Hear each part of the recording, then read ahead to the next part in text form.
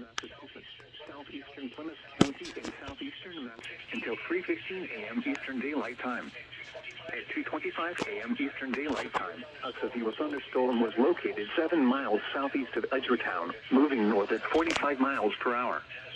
Hazards include 60 miles per hour wind gusts. Expect damage to trees and power lines.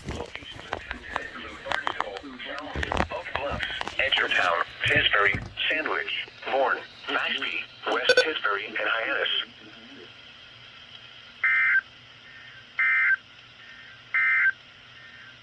The following is a summary of watches, warnings, and advisories in effect. A gale warning remains in effect until 4 a.m. Eastern Daylight Time for the following marine locations. Coastal waters east of Surprise of your thunderstorm warning. Program EAS will be back with anything else.